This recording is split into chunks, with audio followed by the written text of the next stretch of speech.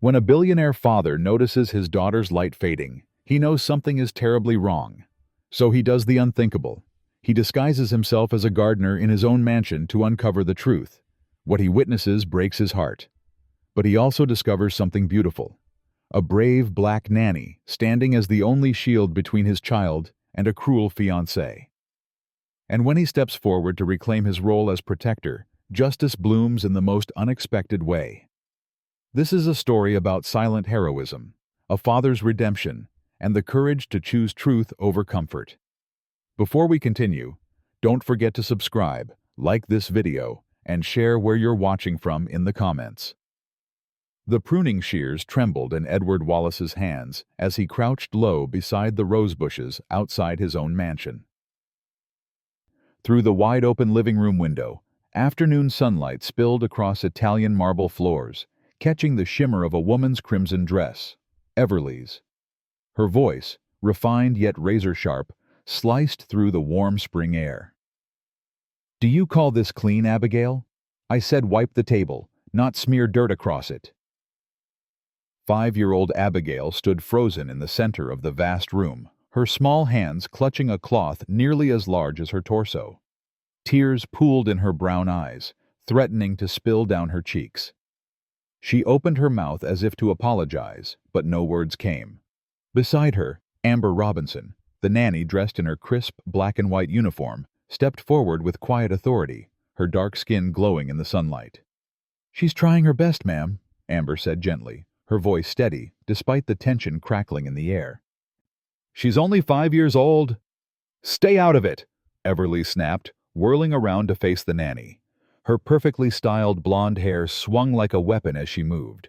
The warm society smile she wore for cameras and charity galas had vanished completely. "You're paid to watch her, not contradict me. Know your place." Edward froze behind the rose bushes, his calloused hands that had signed billion-dollar deals but now held gardening tools, gripping the shears until his knuckles whitened. Every muscle in his body screamed to crash through that window and put an end to this nightmare. But he couldn't. Not yet. Not until he had proof that would stand up in any courtroom in the country. For the world, for the press, for society. He was thousands of miles away in Dubai, negotiating international deals. But in truth, he was Eddie the gardener, invisible, dismissed, working in his own backyard, while his empire crumbled from within. And from that very first moment, he understood the terrible price of his blindness.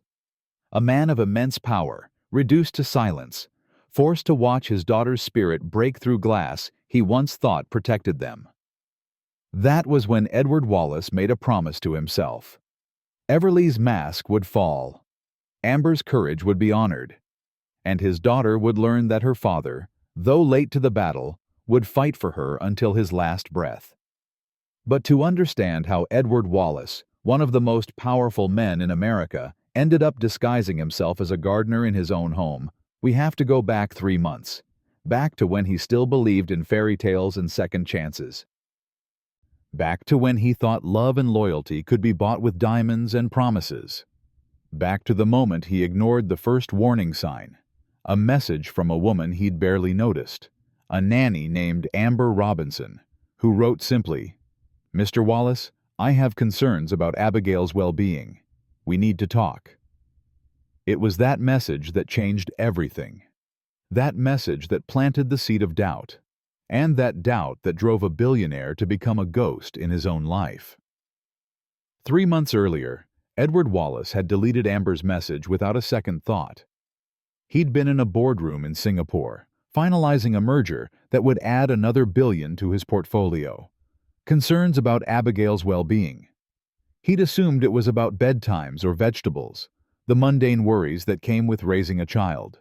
Besides, Everly had assured him everything was perfect at home.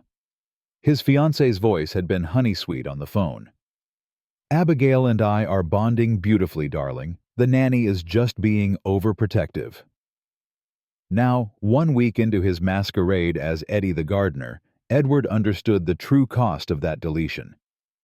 His hands told the first story, Blisters had formed across his palms within 2 days, bursting and reforming as he gripped rakes and shovels with fingers that had only ever known the smooth leather of Mont Blanc pens.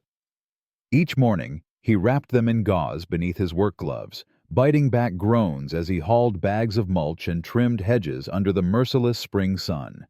His back ached. His shoulders burned.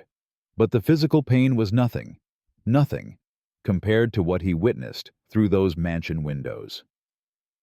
The phone rang at precisely 3:00 p.m. on Tuesday. Edward was close enough to hear Everly's transformation through the open French doors. "Daddy!" Abigail's hesitant voice brightened as Everly handed her the phone, the woman's manicured hand gentle on the child's shoulder. "I miss you." "And we miss you terribly," Everly cooed, leaning into frame of the video call, her smile radiant. She stroked Abigail's hair with practiced tenderness. "Don't we, sweetheart? We're counting the days until you're home." Edward's chest tightened as he watched from behind the fountain, his gardener's cap pulled low. This was the woman he'd fallen for, or thought he had. Gracious, loving, perfect. The call lasted 7 minutes. Edward timed it. Everly's smile died the instant she ended the video. She released Abigail's hair as if it had burned her fingers. "Go to your room," she said flatly, already turning away, "and take that ridiculous stuffed rabbit with you. You're too old for toys." Abigail's face crumpled, but she obeyed without a word, clutching the worn bunny Edward had given her for her 3rd birthday. As she passed through the doorway, Amber appeared, seemingly out of nowhere, and knelt to the child's level. "How about we read about Peter Rabbit in the garden?" the nanny whispered, her voice a balm. "I bet he's missing his friend." The little girl nodded, and something unknotted in Edward's chest as he watched them slip out the side door together, Amber's hand protective on Abigail's shoulder. Over the following days, Edward learned to read the household's invisible language. He discovered that Amber had been a 2nd-grade teacher in Atlanta before budget cuts shuttered her school. That she had an 8-year-old son named Marcus she supported on her nanny's salary. That she arrived 30 minutes early each morning and left 30 minutes late, never logging the extra time. He watched her sing soft lullabies when Abigail had nightmares, witnessed her sneaking cookies and apple slices to the child who was too chubby, according to Everly's new diet rules. Saw her create elaborate stories with hand shadows on the nursery walls, transforming fear into wonder. But he also heard the poison Everly dripped into his daughter's ears. "Your father wouldn't love you if he knew how difficult you are." The words drifted through an upstairs window as Edward trimmed the hedges below. "That's why he stays away so much." "You exhaust him." Edward's shears slipped, nearly cutting his thumb. Abigail's small broken okay shattered something inside him that no amount of money could repair. On Thursday afternoon, Amber found him leaning against the garden shed, clearly overheated. She brought him a glass of ice water without being asked. "You okay, Eddie?" Her eyes held genuine concern. "This heat's brutal." "Thank you, ma'am." He kept his voice rough, his accent thickened. "Very kind of you." "Amber," she corrected gently. "Just Amber. And kindness doesn't cost anything." He watched her walk back toward the house, dignity in every step, despite Everly's earlier dismissal of her as just the help. The contrast couldn't have been starker.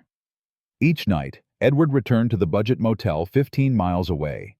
He peeled off the fake beard, removed the brown contact lenses, and listened to the recordings from the devices he'd planted throughout the house. He documented everything in a leather journal, dates, times, exact words. But it was Friday's announcement that made his blood run cold. "I'm hosting a charity luncheon next Saturday," Everly declared to Amber, her voice dripping with false brightness. "The Children's Hospital fundraiser. Abigail will sit beside me, of course. The perfect little angel.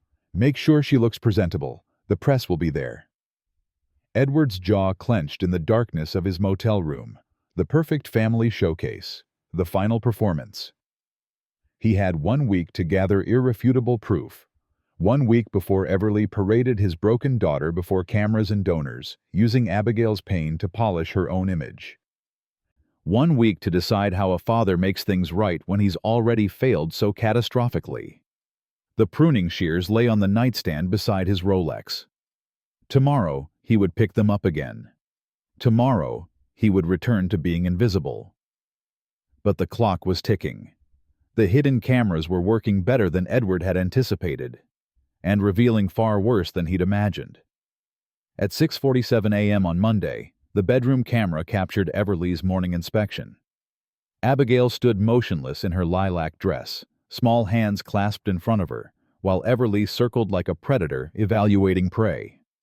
"This bow is crooked." Everly yanked the ribbon from Abigail's hair, making the child wince. "And there's a wrinkle here. Do you know how much this dress cost? More than most people make in a month." "I'm sorry," Abigail whispered, her voice barely audible through the recording. Everly leaned down, her face inches from the child's. "You represent me now. Every time someone sees you, they see my choices, my parenting, my worth. Don't embarrass me." Edward's hand clenched around his coffee cup in the motel room, the styrofoam cracking under pressure. He forced himself to keep watching, but the next clip made him pause the recording entirely. 5:53 a.m., before Everly had even stirred. Amber's key turned quietly in the back door. She climbed the stairs on silent feet and knocked softly on Abigail's door. "Good morning, sunshine." Amber's warm voice filled the child's room. "How about we pick out your dress together today? We'll make it an adventure. Maybe you're a princess choosing her ball gown." Abigail's sleepy giggle pierced Edward's heart. "Can I pick the blue one?" "The blue one would be absolutely perfect." Amber helped her into the dress with gentle efficiency, transforming a moment of potential anxiety into play. She braided Abigail's hair while humming softly, her fingers quick and sure. "There. Beautiful enough for a queen." Then Abigail's small voice. "Amber, do you think Daddy still loves me?" The nanny's hands stilled. She turned Abigail around to face her, kneeling so they were eye to eye. "Sweet girl, listen to me." Amber's voice carried absolute conviction. "Your daddy loves you more than all the stars in the sky, more than all the oceans are deep. Never, ever doubt that.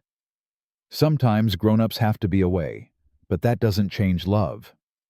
Love doesn't have a distance limit." Edward had to stop the playback. His vision blurred as he sat in that cheap motel room, surrounded by surveillance equipment worth more than the entire building. A stranger, a woman he'd barely acknowledged, was speaking truths to his daughter that he should have been there to say himself. Back at the mansion, Edward kept his head down as he worked the flower beds beneath the morning room windows. Everly's voice drifted out, sharp with contempt. "Amber, I asked for orange juice, not this pulp-filled disaster. Don't they teach attention to detail where you come from?" The pause was deliberate, calculated. "I'll get you another glass right away, ma'am," Amber replied evenly, her dignity unshaken. "See that you do, and tell the gardener to work quieter. All that clipping is giving me a headache."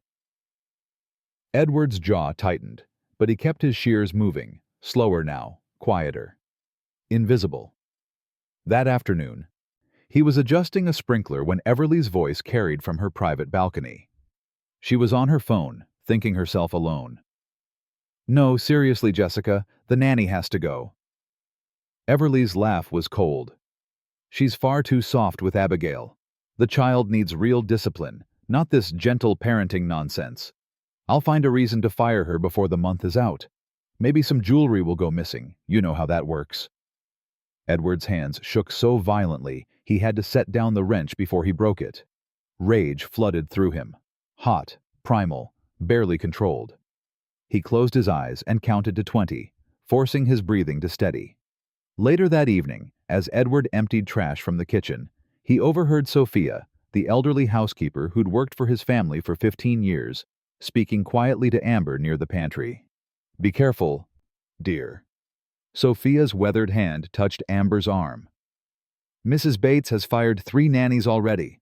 She doesn't like anyone who gets close to the little one." Amber's response came without hesitation. "Then I'll be the 4th. But not before I know that child is safe." "You could lose your job, your income. I could lose my conscience if I walk away." Amber's voice was soft but steel reinforced. "Some things matter more than paychecks." Edward stepped back into the shadows, his throat tight. This woman was risking everything: her livelihood, her ability to support her own son, for a child who wasn't hers. While he, Abigail's own father, hid behind disguises and cameras. At 8:30 p.m., the nursery camera showed Amber's nightly ritual. She tucked the covers around Abigail with tender precision, adjusted the nightlight, and sat on the edge of the bed. "Tell me again about the brave rabbit," Abigail whispered. "The one who was scared but found his courage?" Amber smiled. "Well, once upon a time." The story wove through the dark room like a protective spell. Abigail's eyes grew heavy, her small hand clutching Amber's fingers. This was the only peace the child knew, these stolen moments when Everly was occupied elsewhere, when Amber could simply be present without interference. At 10:15 p.m., Edward's phone rang. Everly's face filled the screen, her smile luminous. "Darling, how's Dubai?" "Exhausting," Edward lied, his voice carefully neutral. "How are things at home?" "Absolutely perfect." Her tone was honey-sweet. "Abigail is finally learning proper manners. I've been so patient with her, and it's really paying off. She'll be a perfect little lady by the time you return." "That's good to hear. I miss you terribly. Hurry home soon?" "Soon," Edward promised, the word tasting like ash. After the call ended, he sat in the motel's harsh fluorescent light and opened his leather journal. His hand, calloused now, no longer the soft hands of a billionaire, moved steadily across the page. Day 8. Amber Robinson is a better parent than I ever was. She's braver, kinder, more selfless. She sees my daughter, truly sees her, in ways I failed to for far too long. And I'm going to make sure she's protected when this is over. Whatever it costs, whatever it takes. Because some debts can't be paid with money. Some can only be paid with action.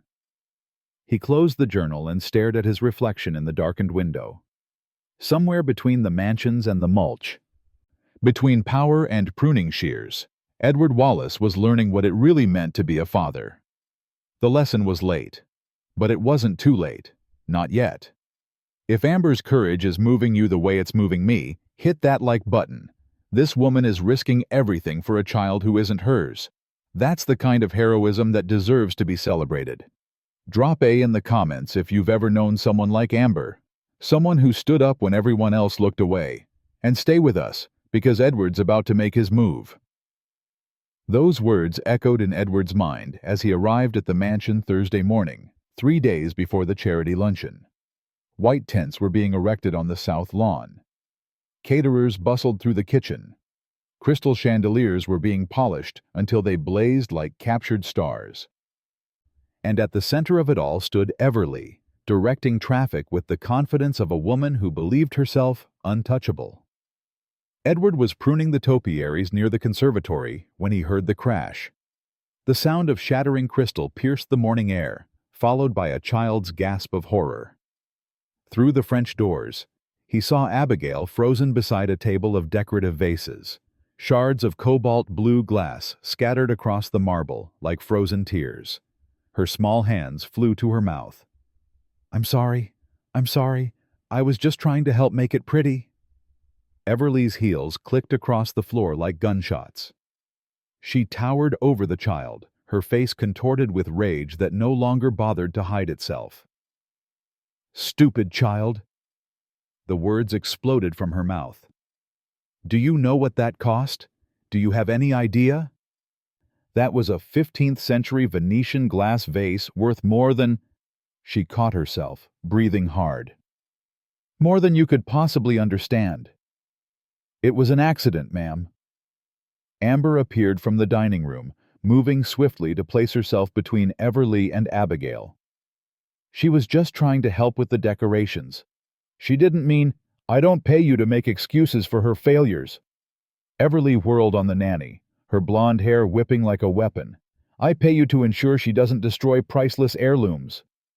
"She's 5 years old. Then maybe she should start acting like she has some sense." Everly's voice rose to a pitch that made the catering staff freeze in the adjacent room. She turned back to Abigail, who was shaking now, tears streaming down her face. "Go to your room, now. No lunch. Maybe hunger will teach you to be more careful with other people's property." "But ma'am," Amber started. "Did I stutter?" Everly's smile was vicious. "Her room, no food. And if I find out you've disobeyed me, you'll be joining her in unemployment." Edward's pruning shears bit into the hedge too deeply, severing a branch he'd meant to save. His whole body vibrated with the effort of staying still, staying silent. Every instinct screamed at him to crash through those doors, to place himself between his daughter and this monster wearing his fiancée's face. But he needed proof. Undeniable, irrefutable, courtroom-ready proof. So he watched, hands shaking, jaw clenched, as Abigail fled upstairs, her sobs echoing through the mansion. He documented the timestamp. He adjusted the camera angle with the app on his hidden phone. And he hated himself. An hour later, Edward was coiling garden hoses near the kitchen entrance when Amber emerged with a covered plate. She glanced around quickly, not noticing the gardener in the shadowed corner, and slipped up the back stairs. The camera in the hallway captured her gentle knock, her whispered words. "Sunshine? I brought you a sandwich. Our secret." Edward zoomed in on Abigail's tear-stained face as the door opened, the way it transformed when she saw Amber. The way small arms wrapped around the nanny's waist in desperate gratitude. "Don't let her catch you," Abigail whispered. "Let me worry about that." Amber smoothed the child's hair.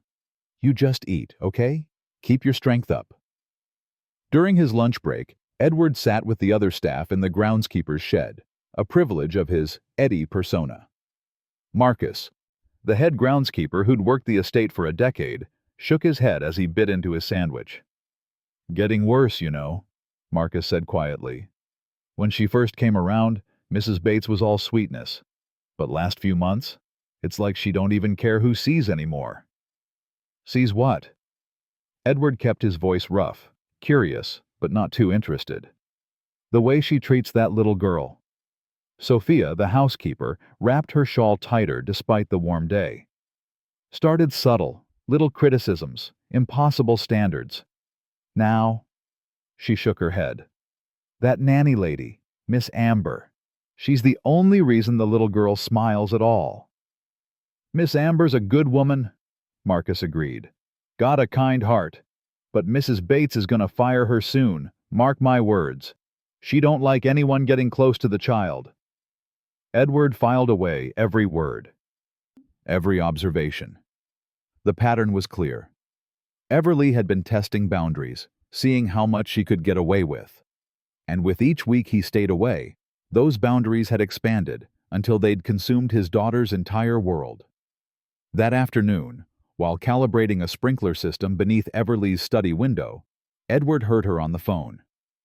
His blood turned to ice water. "Yes, I need information about boarding schools." Everly's voice was crisp, businesslike. "Preferably in Switzerland or England. Somewhere with strict discipline and discreet handling of difficult children. She'd be enrolled for the full academic year, home only for Christmas." Edward's hand slipped on the wrench. 7 years old. Everly was planning to send his 7-year-old daughter away for 10 months of the year. The recordings from that evening captured the final confrontation. 8:00 p.m. Abigail's bedtime.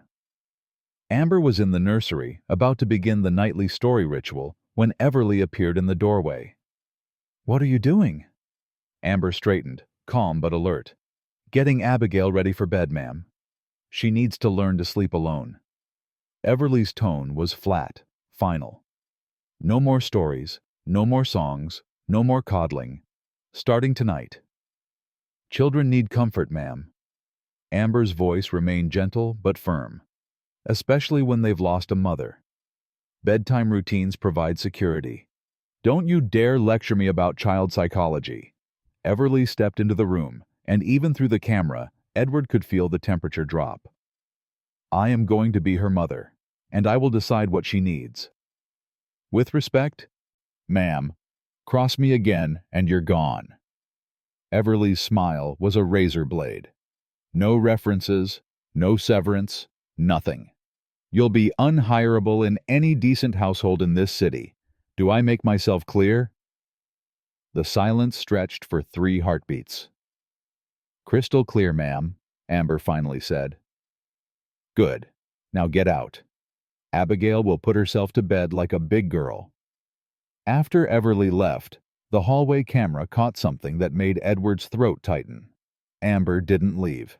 She settled herself on the floor outside Abigail's door, back against the wall, prepared to spend the night there, keeping watch, staying close enough that if the child called out, she'd hear. At 11:47 p.m., from his motel room, Edward opened his encrypted messaging app. His fingers, blistered, calloused, no longer the hands of a man who lived behind desks, moved steadily across the screen. "Start the paperwork. Full custody. Restraining order. I need everything ready to file Monday morning. No delays, no compromises." His lawyer's response came within minutes. "Understood. Do you have the evidence?" Edward looked at the 3 external hard drives on the desk, each containing hours of video and audio recordings. Documentation of every cruelty, every threat, every moment his daughter had suffered while he played ghost in his own life. More than enough. He set down the phone and stared at his reflection in the darkened window. 2 more days until the charity luncheon. 2 more days of watching his daughter break while he documented the breaking. But after that?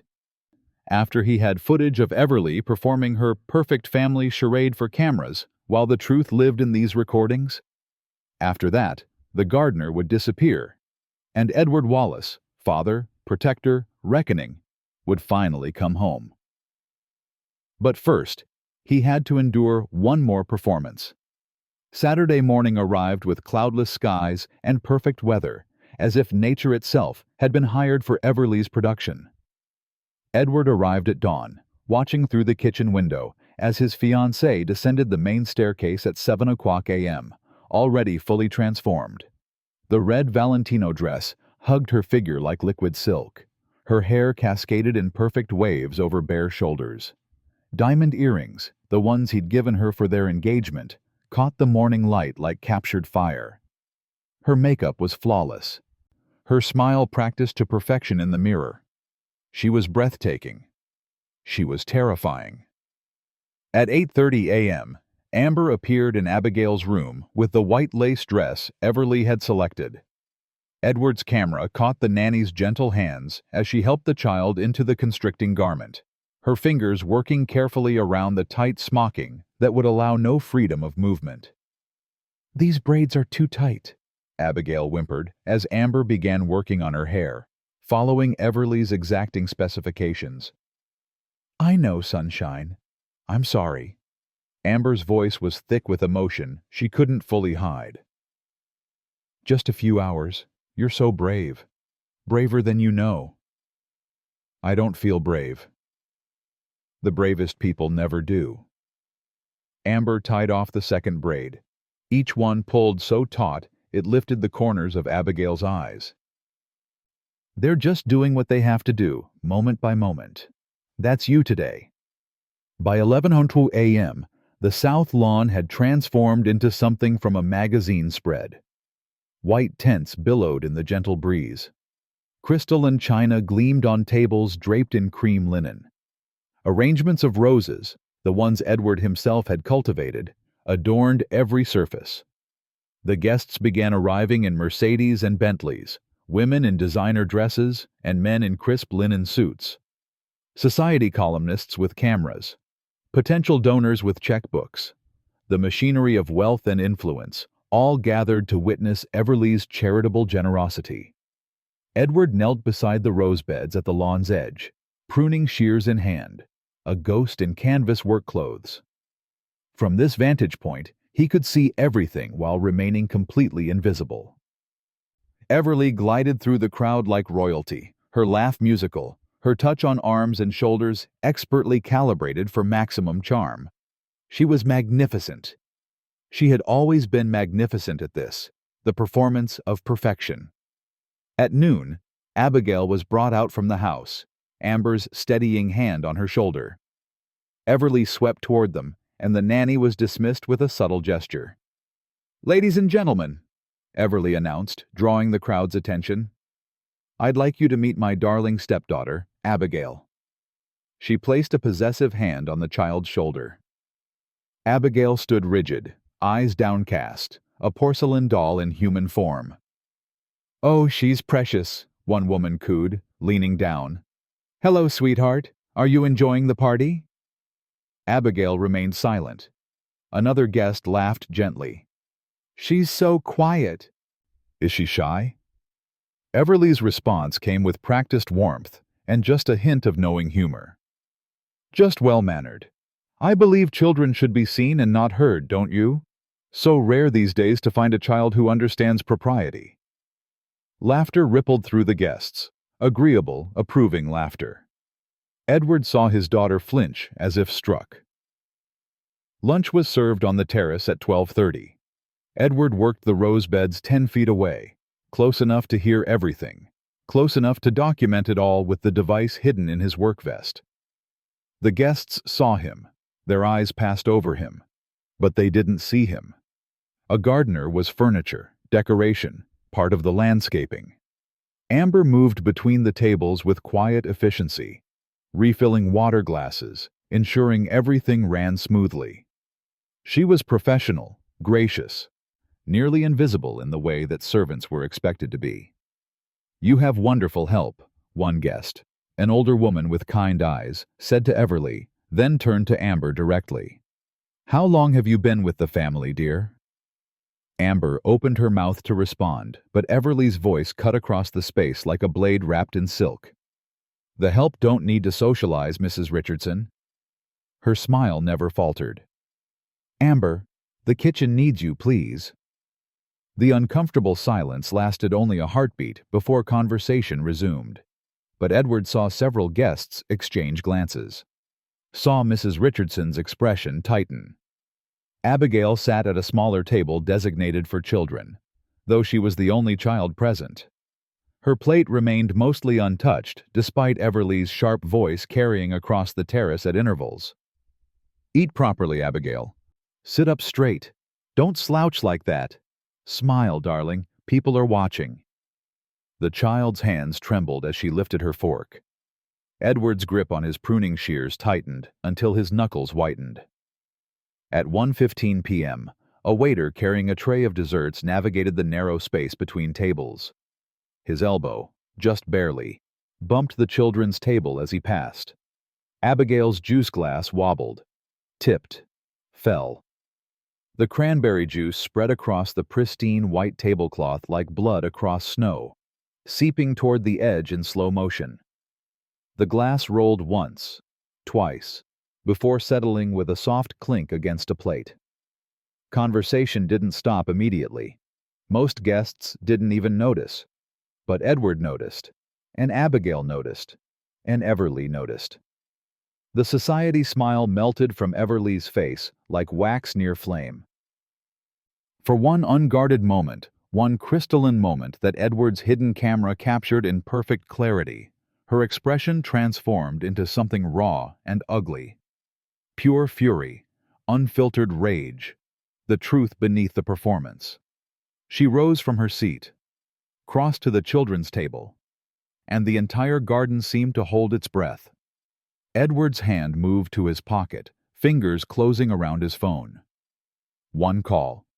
One call, and this could end right now. He could drop the disguise, step forward, stop whatever was about to happen. But he'd learned something in his weeks of invisibility. The worst cruelties happened in the spaces between witnesses, the moments when people thought no one important was watching. So he stayed frozen in place, pruning shears forgotten in his other hand, every muscle coiled and ready. Watching as the storm he'd been tracking finally broke over his daughter's head, and praying that being late didn't mean being too late. The cranberry juice continued its inexorable spread across the white linen, a crimson stain that seemed to grow with each passing second. In the sudden stillness, it was the loudest thing on the terrace. "You clumsy little thing!" The words cracked across the garden like a whip. Gasps rippled through the guests. Conversations died mid-sentence. Crystal glasses paused halfway to lips. Abigail's tears fell silently, her small body frozen in terror as juice dripped from the table's edge onto her white lace dress. Everly stood, her chair scraping against stone, but as she moved toward the child, something shifted in her expression. A recalculation. She was still being watched. The performance had to continue, even if modified. "I am so sorry, everyone," she announced to the gathered guests, injecting false patience into her voice like honey laced with poison. "She's still learning table manners. Children can be so—" She smiled indulgently, but her eyes burned with fury that no amount of practiced charm could fully conceal. She reached Abigail's chair and seized the child's wrist. "Come with me. Now!" "Ow!" The sound escaped Abigail's lips before she could stop it. The kitchen door opened. Amber emerged with a tray of dessert plates, but her eyes went immediately to Abigail's face, to Everly's white-knuckled grip, to the tears streaming down the child's cheeks. The tray found a nearby table in one smooth motion. "Mrs. Bates, let me help clean this up," Amber said, her voice calm but firm as she moved forward. She positioned herself deliberately, partially blocking Everly's path to the house. "It was just an accident. These things happen. I said, come with me." Everly's grip tightened on Abigail's arm, pulling harder. Abigail whimpered, "You're hurting her." Amber's voice dropped to barely above a whisper, but in the stunned silence of the terrace, everyone heard. The guests were truly watching now. Not glancing, not politely observing. Watching, with growing discomfort creasing perfectly made-up faces. "Excuse me?" Everly's voice could have frozen fire. Amber didn't retreat, didn't lower her gaze. "You're hurting her arm, ma'am. She's frightened." "Please let go." "How dare you question how I discipline? She's 5 years old and she spilled juice." Amber's professional composure finally cracked, righteous anger flooding through. "She doesn't need discipline. She needs compassion. She needs someone to tell her it's okay, that accidents happen, that she's not a bad person for being a child." The terrace had gone utterly silent. Even the catering staff had frozen in place. Everly's free hand rose. Whether to strike Abigail or Amber, even she might not have known in that moment. But Amber moved with the swift grace of a mother protecting her young, stepping fully in front of the child and breaking Everly's grip in the process. "That's enough," Amber said firmly, her body a shield between Everly and Abigail. For 3 heartbeats, the world held its breath. Then Everly's face transformed into something ugly and raw, all pretense abandoned. "You're fired." Her voice was venomous, each word sharp enough to draw blood. "Pack your things and get out of my house. Now." "Gladly," Amber responded without hesitation. "But not until Mr. Wallace returns and knows exactly what kind of woman you are. What you've been doing to his daughter while he's been away." Several guests shifted uncomfortably. Mrs. Richardson, the kind-eyed older woman, set down her champagne glass with deliberate care. Everly laughed, the sound sharp and cruel as breaking glass. Edward trusts me completely. He'll never believe the word of a nanny over his fiancée. You're nothing. You're nobody. Security, she called toward the house. Escort this woman from the property.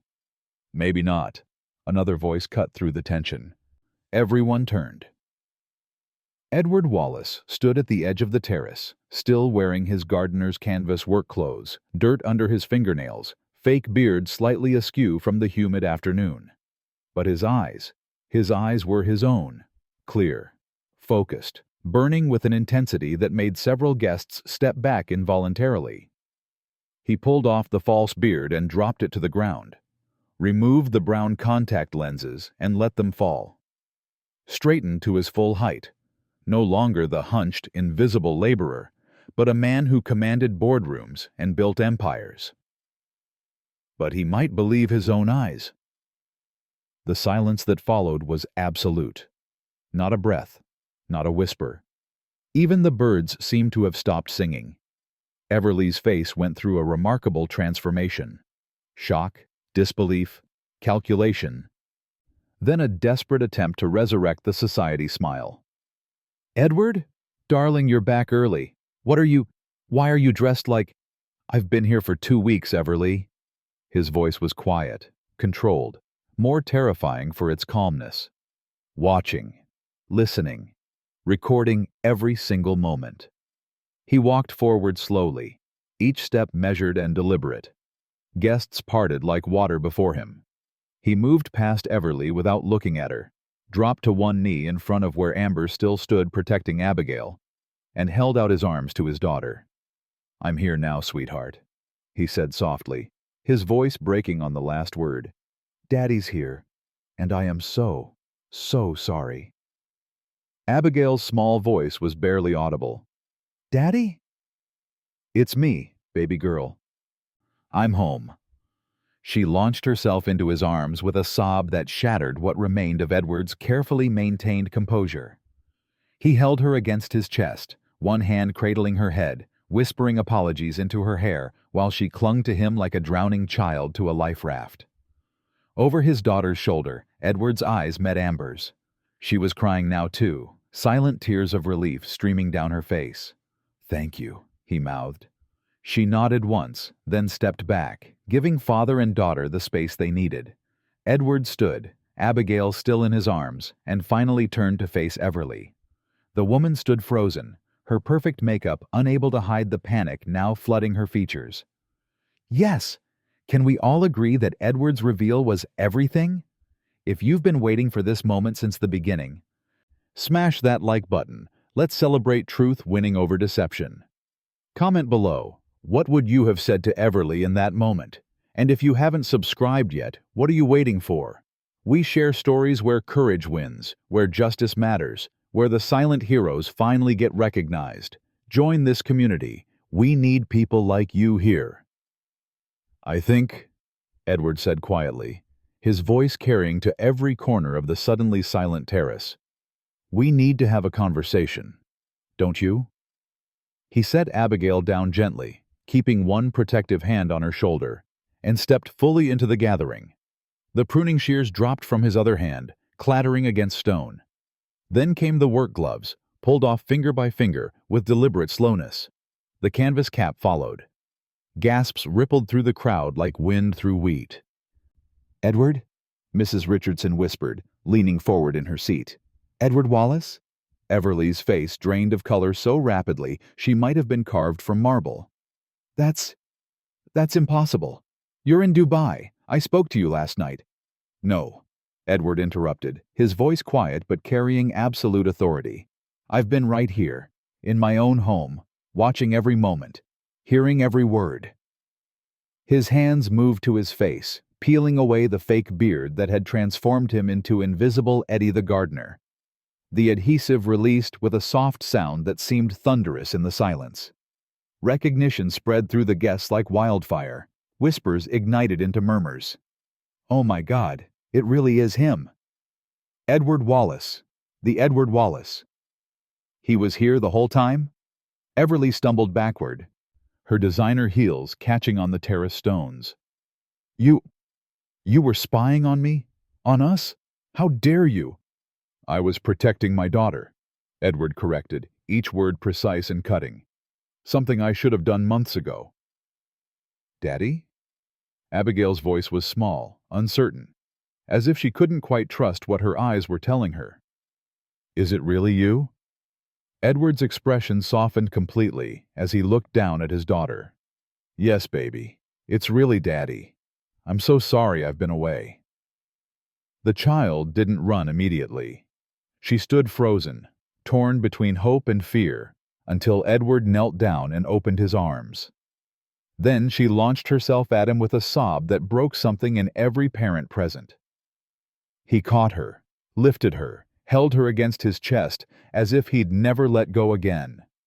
Over her shoulder, his eyes found Everly's once more. Edward, I can explain. Everly's voice had taken on a desperate edge, the society polish cracking like cheap veneer. This is all a terrible misunderstanding. The stress of you being gone, the responsibility of caring for Abigail. Is it? Edward shifted Abigail to one hip and reached into his work vest's inner pocket. He pulled out a small recording device, holding it up for everyone to see. Because I have 3 weeks of recordings that tell a very different story. True fear flashed across Everly's face, raw and undisguised. Edward pressed play. Everly's voice emerged from the small speaker, crystal clear. Do you call this clean, Abigail? I said wipe the table, not smear dirt across it. You're stupid, that's what you are. Stupid and worthless. Just like your mother probably was. The guests' expressions shifted from shock to something darker. Disgust. Disbelief. Mrs. Richardson's hand flew to her mouth. Turn that off, Everly whispered. Edward pressed play on the second clip. I'm sending her away to boarding school. Switzerland, probably. She's exhausting, and frankly, Edward would be better off without the burden. Children are such a drain on a relationship. Stop it! Everly's voice rose to a shriek. The third clip. The nanny's too soft. Besides, she's... Well, you know. People like that get too familiar if you're not firm. I'll find a reason to fire her soon. Everly lunged for the device, her carefully maintained composure shattering completely. Turn that off. Give me that. Edward stepped back smoothly, keeping Abigail secure in his arms. Why? Isn't this the real you? The woman who exists when the cameras aren't rolling? A flash of light caught his attention. One of the society columnists, a young woman with sharp eyes, had her phone out, recording everything. Stop recording! Everly whirled on her. This is private property. You're trespassing. Actually, Edward said with dangerous calm, it's my private property, and you, Everly, are the one who's no longer welcome here. Everly's veneer cracked completely. You can't do this to me. Do you know who I am? My family, my connections, my reputation will be destroyed. Your reputation, Edward said coldly, is exactly what you've earned. I'm simply making sure the truth matches the image. He turned then, shifting his attention to where Amber still stood near the children's table, her professional composure barely containing her tears. Miss Robinson. His voice softened. I owe you an apology, and my deepest gratitude. You protected my daughter when I failed to. You saw what I was too blind to see, and you risked everything to keep her safe. Amber's eyes glistened. You were here the whole time? You were Eddie? I had to know the truth, but you... His voice cracked slightly. You already knew, and you stayed anyway. You risked your job, your livelihood, your future, for a child who wasn't even yours. She needed someone, Amber said simply. Everly made one final, desperate attempt. Edward, please, we can work this out. Counseling, therapy, whatever you want. I love you. No. The single word fell like a guillotine blade. My lawyers will contact you about breaking the engagement. You have 1 hour to collect your personal belongings and leave. Anything not collected will be shipped to whatever address you provide. You'll regret this. Everly's voice rose to a scream. I'll sue you for defamation, for invasion of privacy, for... Try. Edward's smile didn't reach his eyes. I have 3 weeks of documented evidence of emotional abuse of a minor. Video. Audio. Witness statements. My lawyers are very, very good at their jobs. 2 security guards appeared at the terrace entrance. Clearly, Edward had choreographed this moment down to the minute. As they approached, Everly shot a venomous look at Amber. This is your fault. You turned him against me. You poisoned him. Amber met her gaze with steady, unshakable dignity. No, ma'am. You did that yourself. The guards escorted Everly from the terrace, her protests and threats fading as she disappeared into the house. Some guests made quiet exits, uncomfortable with the raw emotion on display. Others remained, bearing witness to what would undoubtedly become the most talked-about event of the social season. Edward set Abigail down and knelt beside her, bringing himself to her eye level. His hands, calloused from 2 weeks of manual labor, gently cupped her small face. I'm so sorry, sweetheart, he said, his voice breaking. Daddy should have seen what was happening. He should have been here, protecting you. Can you ever forgive me? Abigail's answer was to throw her arms around his neck, holding on as if she'd never let go. I missed you, Daddy. I missed you so, so much. I missed you too, baby girl. Every single day. In the chaos of security guards and departing guests, Edward's eyes found Amber's across the terrace. She stood alone now, professional boundaries keeping her at a careful distance from the father-daughter reunion. But her expression held relief, exhaustion, and something that might have been vindication. Their gazes held for 3 heartbeats. In that moment, a silent understanding passed between them, warrior to warrior, protector to protector. She had held the line when he couldn't, had stood in the gap he'd left open, had been the parent his daughter needed when he'd been too blind to see the danger. He mouthed 2 words, "Thank you." She nodded once, tears streaming freely now, and in that nod was an acknowledgement that some debts could never truly be repaid, only honored, through action and remembrance. The storm had broken, the mask had fallen, and finally, Edward Wallace had come home. But coming home, he would learn, was only the beginning. Hours after the confrontation, after the last guest had departed and the caterers had packed away the remains of the ruined luncheon, the mansion felt different, lighter somehow, despite the chaos of overturned chairs and abandoned champagne flutes scattered across the terrace, as if a suffocating weight had been lifted from the very walls. Edward sat on the floor of Abigail's room, not in the rocking chair, not on the bed, but on the carpet where she played, with his daughter curled against his chest. They'd been there for over an hour, neither speaking much, just breathing together, reconnecting. Was I bad, Daddy? Abigail's voice was so quiet he almost missed it. Is that why Miss Everly was so mean?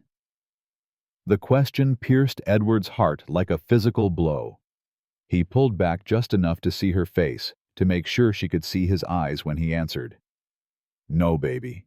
Listen to me very carefully. He cupped her small face in his work-roughened hands. You were never bad, not even once, not for a single second. Miss Everly was wrong, very, very wrong. The things she said, the way she treated you, none of that was your fault. Do you understand? Abigail's lower lip trembled. But she said you would be happier without me, that I was too much trouble. Then she lied. Edward's voice broke. You are the best thing in my entire life, the only thing that matters, and I'm so sorry. He had to stop, had to breathe through the guilt threatening to choke him. I'm so sorry I wasn't here to protect you. I wanted to tell you, Abigail whispered, but she said you wouldn't believe me. That grown-ups always believe other grown-ups, not kids. Edward closed his eyes against the wave of anguish. How many nights had his daughter lain awake, bearing this burden alone? How many times had she reached for comfort that never came? "I believe you now," he said firmly. "And from now on, you can always tell me anything. Anything at all. Even if it's scary. Even if you think I won't understand. I will always, always listen." A soft knock interrupted them. Amber stood in the doorway, a packed suitcase beside her, her coat folded over one arm. "You're leaving?" Abigail's panic was immediate and visceral. She scrambled out of Edward's arms, eyes wide with terror. "No! Amber! Please don't go!"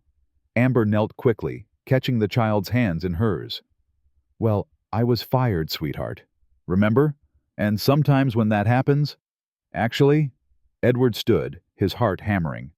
"About that. Miss Robinson, would you stay? Please. Not as a nanny, but as—" He struggled for words that felt inadequate for what he was trying to express. "As family," Abigail filled in hopefully, her voice small but determined. Amber's eyes filled with tears. "Mr. Wallace, I don't think that would be appropriate. The boundaries, the professional ethics—" "Edward," he corrected gently. "Please call me Edward. And I know what you're going to say. That it's complicated, that lines were crossed, that this whole situation is unconventional and messy and doesn't fit into any normal category. All of that is true," Amber said softly. "But what's also true," Edward continued, taking a step closer, "is that you loved my daughter when I was too blind to see she needed protecting. You stood between her and cruelty. You risked your job, your livelihood, your safety, for a child who wasn't yours, for a man who didn't deserve your sacrifice." Silence hung between them, heavy with unspoken possibilities. "I'm not proposing marriage," Edward said with a slight, self-deprecating smile. "I'm not even sure what I'm proposing exactly. But I'm asking if you'll stay and help me learn to be the father Abigail deserves. Help me rebuild what was broken. Teach me how to see her the way you do." Amber looked down at Abigail, who was clutching her hand like a lifeline, then back at Edward. Something shifted in her expression. A wall coming down. A decision being made. "On one condition," she said finally. "Anything.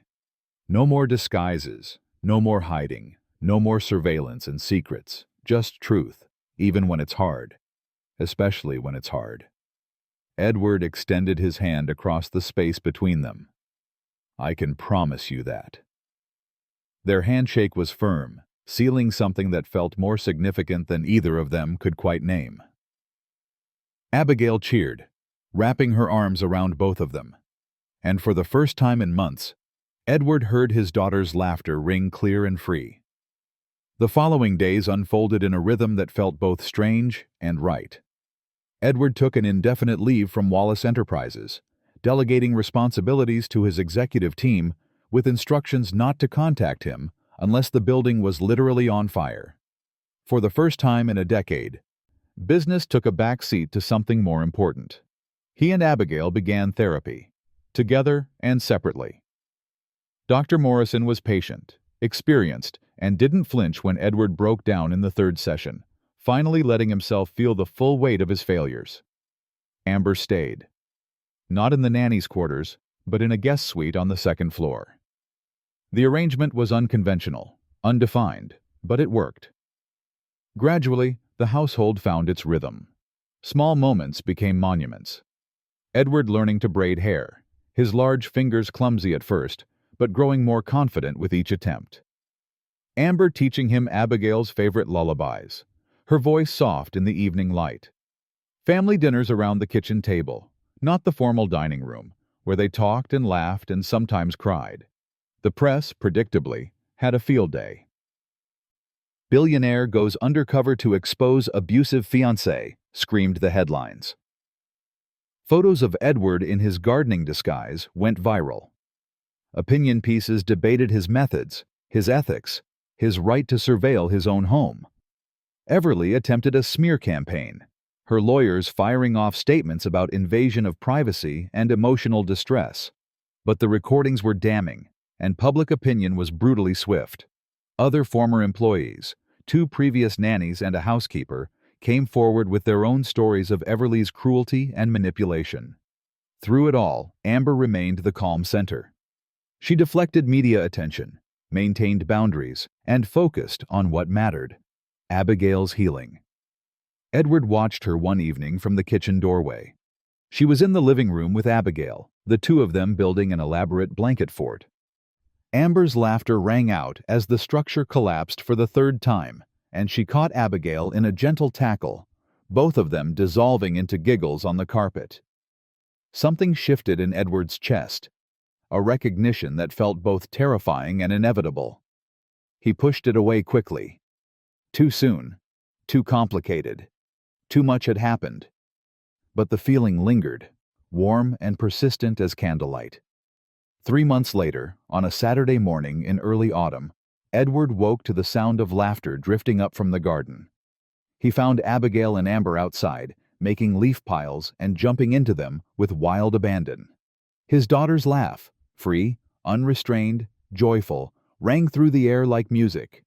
She saw him watching from the terrace and ran toward him, leaves in her hair, cheeks flushed with happiness.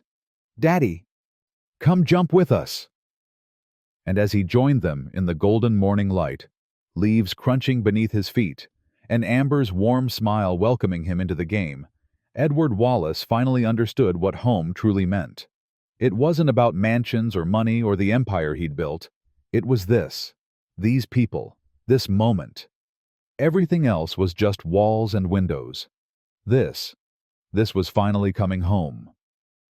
6 months had passed since the confrontation, and the mansion had transformed in ways that had nothing to do with architecture or decoration. Abigail's artwork covered the refrigerator now. Wild crayon drawings of flowers and rabbits. Family portraits where everyone smiled with oversized heads and stick-figure bodies. Her laughter echoed through halls that had once been silent as museums, chasing away years of sterile formality. The grand piano in the music room was no longer just for show. Clumsy scales and melodies drifted through open doors most afternoons. Edward's business continued to thrive, but it was no longer his only focus, no longer the altar where he sacrificed everything else. He'd learned balance the hard way: family first, empire second. Board meetings ended promptly at 5. International trips were rare and brief. His executive team had adjusted, and surprisingly, Wallace Enterprises ran better than ever. Turned out delegation wasn't weakness after all. And Amber had become indispensable. Not as an employee anymore, but as a presence that made everything better simply by existing. Her coffee mug claimed permanent residence beside Edward's at the breakfast table. Her books appeared on living room shelves. Her laughter became the soundtrack of their days. One Saturday morning in late spring, Edward was reviewing contracts in his study when Abigail appeared in the doorway, wearing what he'd come to recognize as her conspiring expression. "Daddy," she announced with the gravity of someone half her age, "Miss Amber's birthday is next week. We should do something special." Edward's heart skipped. He'd been planning something already, working with the household staff in secret. But he kept his face neutral. "What did you have in mind, sweetheart?" "Something that shows her we love her." Abigail climbed into his lap, serious and earnest. "Something that makes her know she belongs with us forever." Forever. The word hung in the air between them, weighted with hope. "I think," Edward said carefully, "we can arrange something special." Abigail's conspiratorial grin matched his own. The following Saturday arrived with perfect weather, warm sun, gentle breeze, the kind of day that felt designed for celebration. The garden had been transformed with simple elegance: string lights woven through tree branches, a table set with Amber's favorite foods, and everywhere, roses in full bloom. The same roses Edward had planted months ago while disguised as Eddie the gardener. They'd grown strong through summer heat and autumn rain, and now they exploded with color: crimson, blush pink, golden yellow, purest white. When Amber emerged from the house, Abigail bouncing excitedly at her side, her face transformed with genuine surprise. "What? I told you both I don't need a fuss for my birthday." "You've given us so much," Edward said, stepping forward. "Let us give something back." Dinner unfolded under emerging stars, intimate and perfect.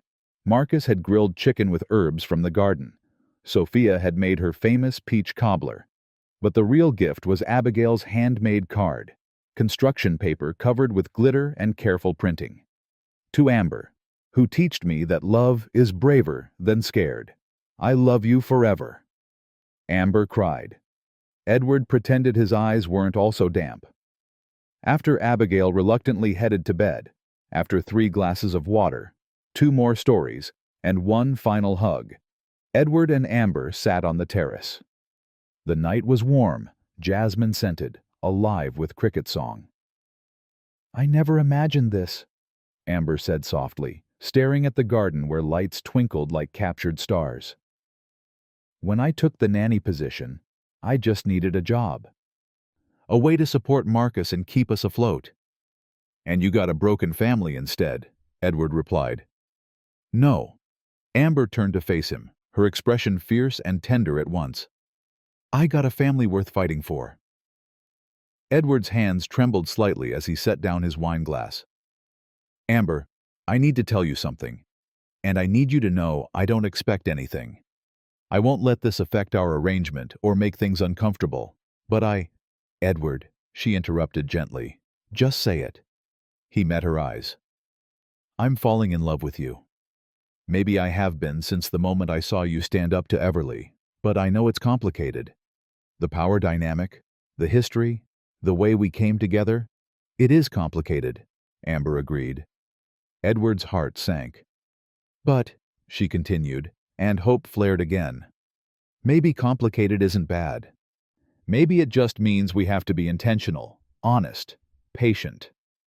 "Are you saying?" "I'm saying I feel it too." Amber's voice was barely above a whisper. "And it terrifies me. But Abigail deserves to see what real love looks like. Not control, not performance, just genuine partnership." Edward reached across the space between them, taking her hand. "Then we take it slow. We do it right." "Very slow," Amber emphasized, but she was smiling. They sat in comfortable silence, hands intertwined, breathing in sync. A small voice interrupted from the doorway. "Are you two finally going to kiss, or do I have to wait forever?" Abigail stood there in her pajamas, rubbing her eyes, looking thoroughly exasperated with the adults in her life. Laughter broke the tension like shattered crystal. Beautiful, transformative. "How long have you been standing there?" Edward asked. "Long enough to know you're being silly," Abigail said matter-of-factly, padding onto the terrace. "Grown-ups are so slow sometimes." Amber and Edward exchanged glances, caught, exposed, and somehow relieved. "Out of the mouths of babes," Amber murmured. Edward stood, offering his hand to Amber. "Well, we can't disappoint our daughter." "Our daughter?" Amber caught the phrase, her breath hitching. "If you're willing," Edward said softly. Amber's answer was in her smile. Radiant, sure, yes. Morning sun streamed through the mansion windows the next day, painting everything gold. Abigail laughed over breakfast, syrup on her chin, recounting a dream about flying rabbits and chocolate rivers. Amber wiped away the sticky mess gently, her touch automatic, maternal, home. Edward watched them, his daughter, healed and whole, the woman who'd saved her becoming so much more. The garden outside bloomed in full color. Roses, lilies, hydrangeas painting the world in vibrant joy. The same garden where he'd once hidden, watching his world crumble, had transformed into something beautiful. Amber caught him staring. "What are you thinking?" Edward smiled. "That sometimes you have to lose yourself to find what really matters." "Can we go to the park today?" Abigail interrupted, bouncing in her chair. "All 3 of us?" "All 3 of us," Edward agreed, and the words felt like a promise, like a prayer answered, like coming home. As the last rays of morning sunlight touched the marble floor, Amber watched Edward lift Abigail into his arms, the little girl's laughter filling the spaces where fear once lived. And the house that once echoed with pretense finally exhaled peace. Not perfect, but real, and blooming with the kind of love that only truth can grow. And that's how a broken family became whole. Not through perfection, but through truth, courage, and people brave enough to fight for what matters. If this story moved you, please hit that like button and share it with someone who needs to hear that it's never too late to choose love over comfort, truth over convenience. What did you think of Edward's journey? Of Amber's courage? Drop your thoughts below. I read every single comment, and your insights always add something beautiful to these stories. And listen, if you're not subscribed yet, I have to ask, why not? This channel is about stories that matter, stories where the underdogs win, where love looks like action, where silent heroes finally get their recognition. We're building a community of people who believe courage should be celebrated and truth should be told. Hit that subscribe button and join us.